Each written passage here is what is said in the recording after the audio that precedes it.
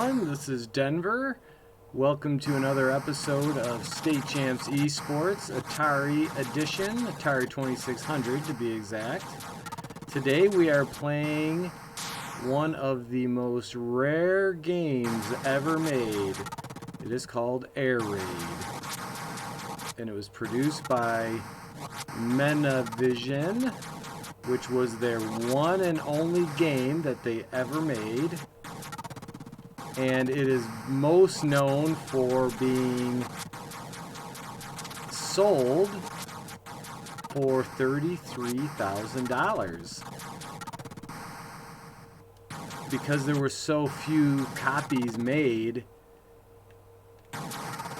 the few remaining copies have gone from anywhere from 3,000 to 15,000, and they had a fairly mint condition box and cartridge that actually auctioned off for $33,000, which makes it the highest selling video game of all time. Before we get too far into the rest of the story behind Air Raid, ooh, they got one of my buildings. Let me thank our sponsors, Lawrence Technological University.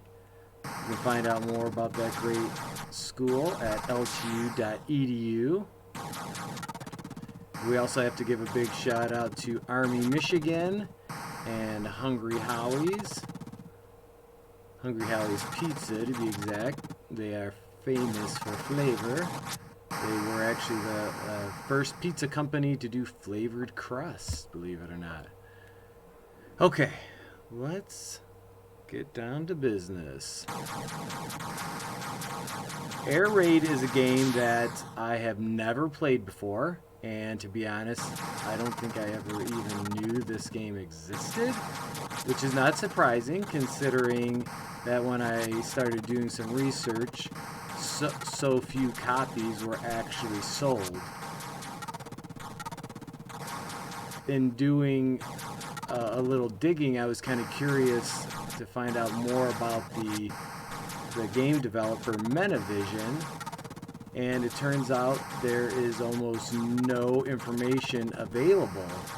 So I started scouring the message boards from a couple different Atari groups and found out that there are kind of two prevailing theories about who made this game. The first I came across was that it was an Asian or Taiwanese company that was just doing a ripoff of Space Jockey, which the code for this game is apparently based on. And instead of in Space Jockey, you're actually instead of facing up, you're scrolling sideways, and it's more like Defender style. I mean, it seems like a Defender ripoff, to be honest with you. This has more of a Defender meets Space Invaders feel to it.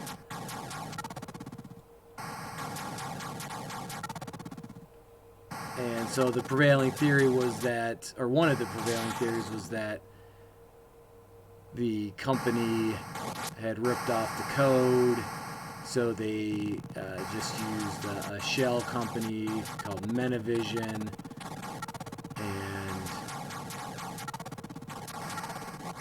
didn't want to, they wanted to keep their rip-offs separate from their legitimate businesses, and I'm drawing a blank on the name of the actual business. But then, after doing a little digging, I found another thread that suggested Menavision was actually owned by a toy company or a toy store in California called Mina's Toys. So the Mena definitely seems to fit. And the rumor has it they just hired a kid, a young Asian kid, to develop the game, and they made only a few copies to give out the sales guys to kind of shop around. As a matter of fact, one of the cartridges that sold so much money in auction was actually given by one of their sales reps to a store owner to test out to see if he wanted to play the game. The store owner passed on the game, and the sales rep said, just keep the damn thing, you know. And many, many years later, his family dug it out and auctioned it off. So, if I had to pick between the two theories, I'm thinking it was, you know, kind of a mom and pop toy store that was trying to get into the then lucrative home video game market. So they decided to do a little knockoff.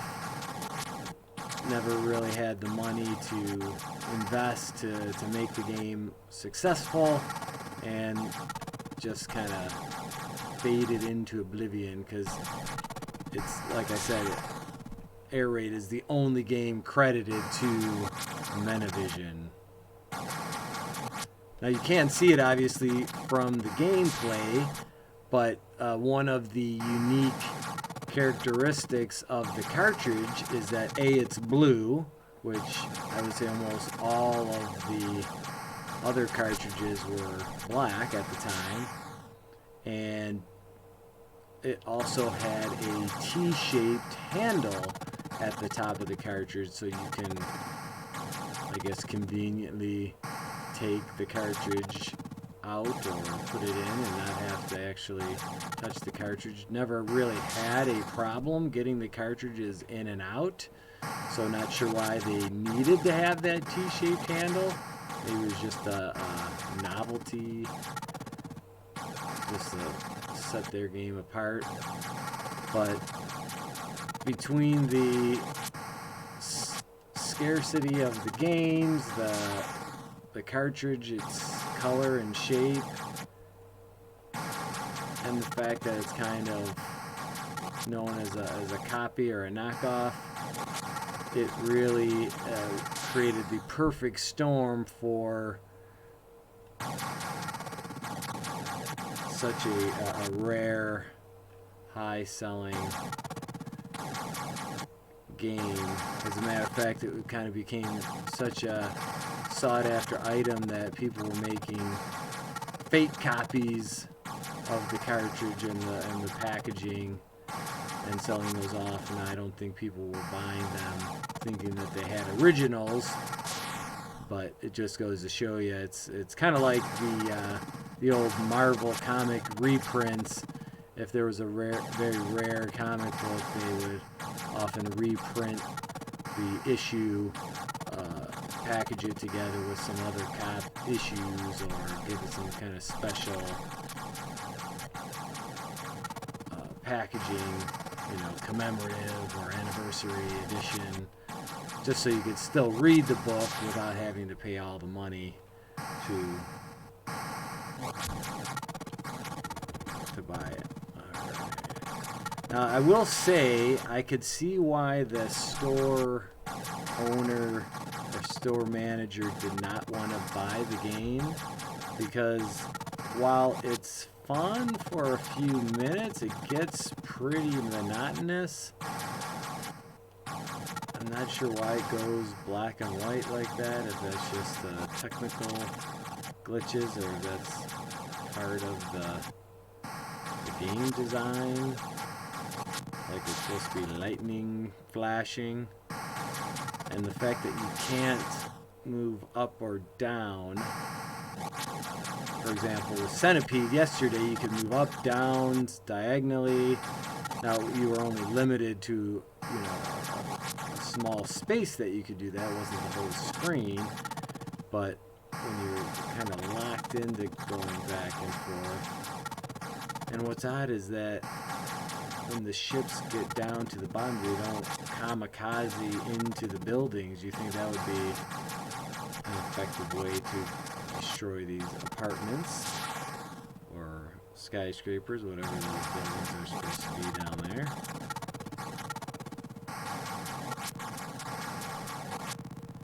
Now, the reason I wanted to play this game today was A, I had never heard of it or played it before, like I mentioned, but also I wanted to bring up the whole topic of the rare, elusive games that are out there for Atari 2600.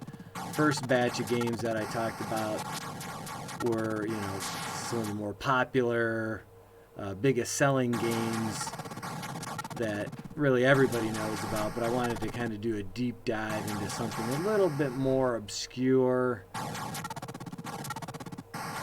And I'm not saying that this game isn't without its merits, but I definitely did not pick it for its gameplay, let's put it that way. There's a whole crop of other games I read about. A Canadian game called Extraterrestrials, which was a ripoff of, obviously, E.T. Now that was one of the most infamous games that we've talked about. Seemingly, feels like we've talked about it in pretty much every episode of this series that we've been doing. And I know there's a couple of other games that are also considered, the cartridges anyway, are considered very, very rare, very elusive, fetched a good price. Now, this is not to say that the Atari is the only console that has such high selling games. I know for Nintendo and some of the other systems, they've had some cartridges that have sold for a pretty penny, but this game, as far as I could see in my research, is the highest selling game. So I said, what the heck? Let's take it for a spin and see how it plays. And I'll be honest, I am not doing too well at this game.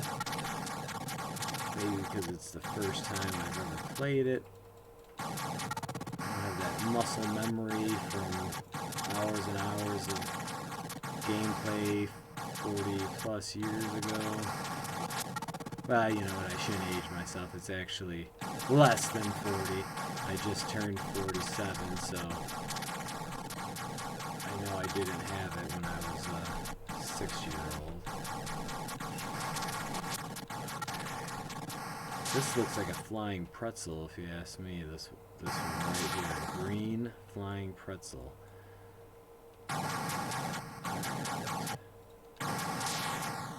You know what, maybe let me do this. I'm going to jump over real quick to Space Jockey, if I can figure out a convenient way to do that. Let me just finish off this round. Oh, there we go. That was easy enough. Alright, let's see. Can I... Nope, that's not going to do it. Nope. Let's see. How do I... Shoot. Well, I guess next time I'll have to... Oh, there we go. Okay, I knew there was a way to jump out of here. I think. Let me try to see if I can find the game that it was supposed to be based on. Space Jockey, here we go. Let's run that sucker. Alright. Now you can see that the spaceship is clearly modeled off of this game here. But as you can also see, it is a side scroller. But instead of being stuck on the ground, you are being able to move. Ooh. Now let's see, does it lock me into... Okay, I cannot go forward or backwards. I can just go up and down Ooh.